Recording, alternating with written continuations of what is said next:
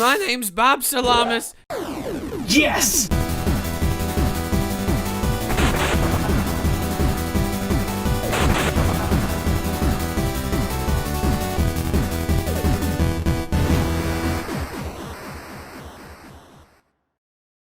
No More Heroes, A New Hope. Star Wars. Welcome to a brand new episode of The Completionist. I hope you guys have your beam katanas ready, because I don't have one. No More Heroes.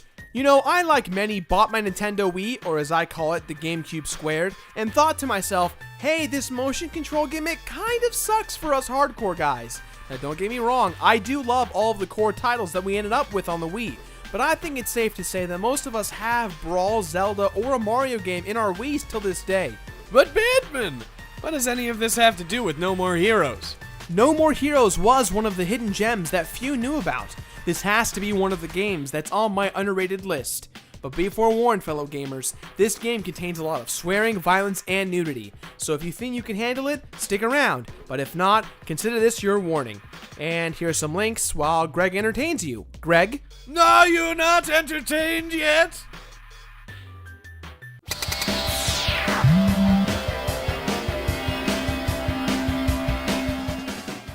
Suda51 is a game developer from Japan who before No More Heroes developed an awesome game known as Killer 7. Suda his whole life had been influenced heavily by American culture.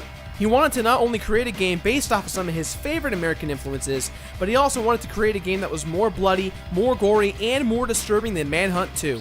So out he came with No More Heroes, or just Heroes. Or as we like to call it, Japanese Wet Dream.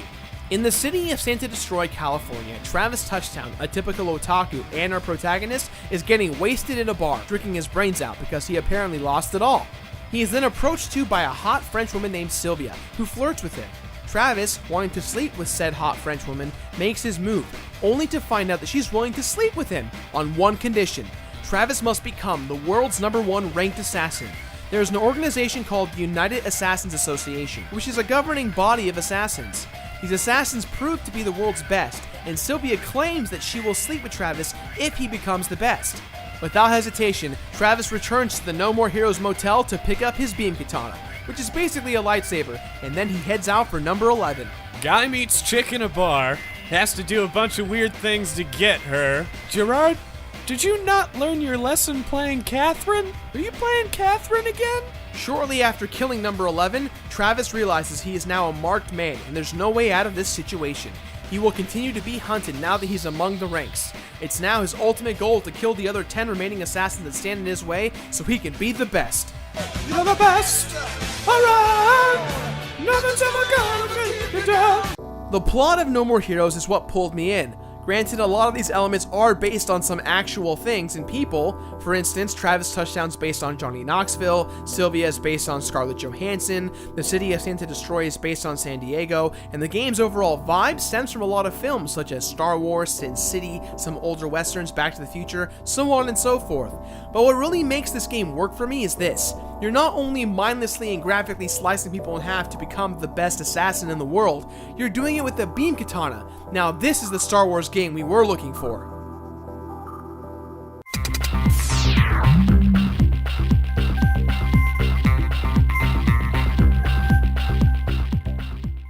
So we've got this game on the Wii, and for what it's worth, it's pretty damn impressive. While it doesn't really push any boundaries, the artistic approach of this game does add a nice selling point. The colors are incredibly contrasting to one another, the game feels like a comic book done in 3D, and the character models of the main characters look really well detailed and designed. The writing in this game is so damn sophisticated.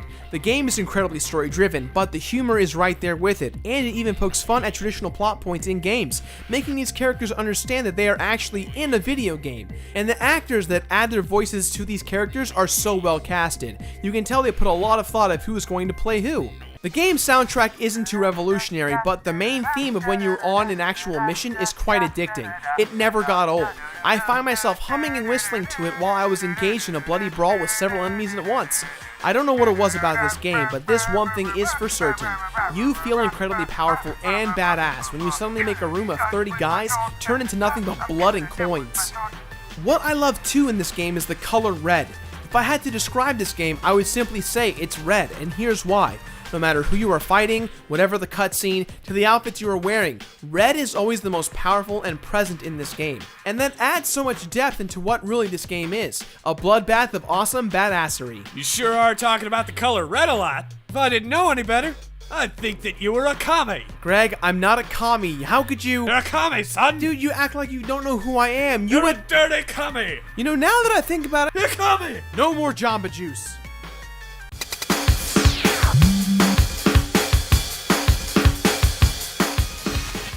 One of the game's arguably strongest and or weakest points is the gameplay. The gameplay is divided into two different sections. The first and most important area, in my opinion, is the assassination missions. When you engage an enemy, you can lock onto him with Z target, just like Zelda 64. Once locked on, you can then approach your enemy and attack the hell out of him with your beam katana. Once your enemy runs out of life, you'll see a pixelated arrow appear. You can now swing the Wiimote in the direction of said arrow, and you will literally slice your enemy in half, followed by blood and coins.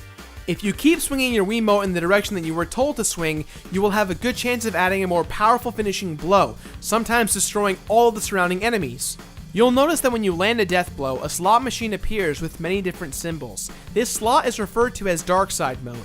If you land into one of the modes, you will then have one of many different iterations of instant death blow KOs, changing the tides very quickly while fighting a heavy horde. Remember, kids, the more you murder, the more you get to gamble. If you can't find a light sword, your father's rifle will do. Holding the Wiimote in the air will have you attack in a high stance, while holding the Wiimote lower will put you in a low stance. Switching between the two will help you chain your combos and deal more damage. Sometimes you will engage an enemy that has a sword or a beam katana or an axe that doesn't necessarily want to die as easily. You can then clash your sword with the enemies, and then when it's a matter of winning said clash, you can swing your remote as fast as you can to win. And if you win, you get to execute them automatically, ignoring their health meter. But let's say you don't clash with them. If you use the B button, you can now do a heavy attack which will stun the enemy, and when they're stunned, you can then grab them and perform an awesome wrestling move. From Hurricane Ranas to suplexes to DDTs to even power bombs, Travis is a bona fide badass of wrestling. That big heart in the corner is your life meter, and on the right you have your battery. Now when you clash with your beam katana, you will drain your battery, and the only way to get it back to normal is to shake the Wiimote as fast and as hard as you can. Yes, Greg, it does look like he is jerking off. It looks like he's... Aw, damn, you beat me to it. A lot of people complain that the combat gets tiring after a while, or that it doesn't get any more challenging. Well, for me, I never got tired of it because I always felt that I was that much more awesome when I survived an onslaught. It was always my responsibility to slice my enemies in half. One of the greatest things about No More Heroes is watching someone play it. It's just too damn fun. But what's even better is watching someone else play it because they look ridiculous, and the game is ridiculous, so all in all, it kind of blends well. I mean, look, I look weird playing it. Look at that beard shake. Look at it. Look at it. Now, the second type of gameplay is an open world feel via Grand Theft Auto. You can drive your modified motorcycle to different locations around town. Driving this bike is really fun as you can plow people over, run over trees and lampposts, and pop wheelies. It makes you feel so badass and powerful. Did I mention that enough? There's the gym where you can buff Travis up, increasing his combos and life bar and his strength output. You can also go to Naomi's lab where you can upgrade your beam katana. You can go to the video store where you can purchase wrestling tapes to get more variations of wrestling moves. You can go to the clothing store and change how Travis appears. You can go to a bar where this Russian kind of Loki of a guy or whatever is sitting there doing nothing, and he claims that if you bring him balls, he can teach you special moves. Yeah, I know. And of course, you've got your jobs. Now, in order to progress in the story, you must give money to the UAA in order to participate in ranked assassination missions. So, in order to earn cash, you have to do one of two things. The first thing you can do is perform several odd jobs, which are kind of fun. However, these little minigame missions tend to get boring the second and third time around. Second thing you can do is the mini assassination missions. Now, these ones aren't that important. You can fail them or repeat them over and over again to generate large sums of cash. However, the biggest problem with No More Heroes is just this. It's a rinse, wash, repeat methodology in order to progress. Win a ranked fight, go do an odd job, go to assassination mission, go buy upgrades, work out at the gym, go do more assassination missions, do it again, one more time, do it again, pay the UAA, win a ranked fight. all mixed in with random collectible wrestler masks and other random items that don't really lead to a bonus incentive. But what really holds this game together through all these painfully slow parts is the story itself. You want to see what will happen to Travis, what kind of fight you will encounter, and what lies in his struggle to success. Speaking of ranked fights, that's where the meat of this game really lies. Out of the many ranked fights you will encounter, none of them feel repetitive. All of them feel very difficult and yet challenging and unique. They require you to think on your feet as you learn the tactics, all which leads to a rewarding success of watching that cutscene.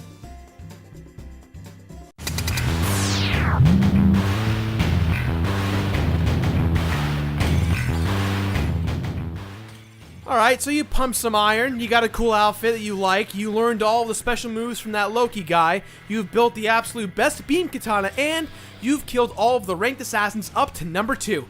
Only one more left. All I gotta do now is pay my last due, and finally it's time to go meet up with Sylvia. Sylvia? She's not calling. You got played, son! Sylvia is actually a con artist. There is no UAA, no ranking system, none of it was true. Apparently, she does this to people in order to pay all of her expenses. It's time to really see who is the first ranked assassin after all this time. As you finally reach the ultimate endpoint of this game, you fight an old man who claims that he's your father. Well, actually, that can't be true because the thing that Travis was talking about, how he lost it all, that's his parents, and they were murdered. In any case, that old guy gets murdered right then on the spot by a hot chick, and then Travis recognizes who she is. Flashback! When Travis was at the bar, yes, he did say he lost everything. He was referring to the fact his parents were murdered, but what he repressed was this image of a woman, and this woman that he repressed was this girl in front of him. Now, Travis asked for her to explain who she is, but she claims it will bore the player and take too many games to play it, so they talk really fast. Well, let's fast forward and blah blah blah. Travis and her are half brother and sister. Travis' dad touched her a lot when she was younger, forced her into prostitution, and she came back for revenge and killed them. Fight! While there is no completion bonus, there is a secret ending that's relatively easy to obtain, but a long road goes into it. In order to get the secret ending in the final boss fight, you have to upgrade the final beam katana to its fullest potential, which will actually take 1.5 million LBs total. The easiest way to do this is to complete the Assassin Gig 18 over and over and over again. No More Heroes is a fantastic hidden gem on the Wii. It has a great story, fantastic gameplay mechanics, and a great presentation. However, it does suffer at times from lack of good filler content. They did create a PlayStation 3 port for this game called No More Heroes Paradise, and Suda51 did create a sequel to this game called No More Heroes Desperate Struggle. With that in mind, this game gets my completionist rating of Finish It. Finikatana it! That's all the time I have for today, guys, so please, as always, leave a positive or negative comment in the boxes below. Don't forget to leave your game suggestions for the future of the show. The artwork contest is coming to an end, so this is the last video before I will unveil the winner next week. And of course, you guys know you can find me on Facebook and Twitter, but now you can actually see Greg Wilmot on Twitter. His handle is @McSquaresville. Now if you excuse me, I murdered everyone! Try to be best, cause you're only a clown, and a clown's gotta learn to take it. Try to believe that the lasers get rough, that you gotta zapped up to make it. History repeats itself, try to make 'em bleed. Never doubt that you're the clown, and you can fight police. You're the best clown, cutting all the evil people down. You're the best clown, shoot people up to shoot them down. You're the best clown, don't you know that he's the lazy clown? We can't fend off lasers of that magnitude.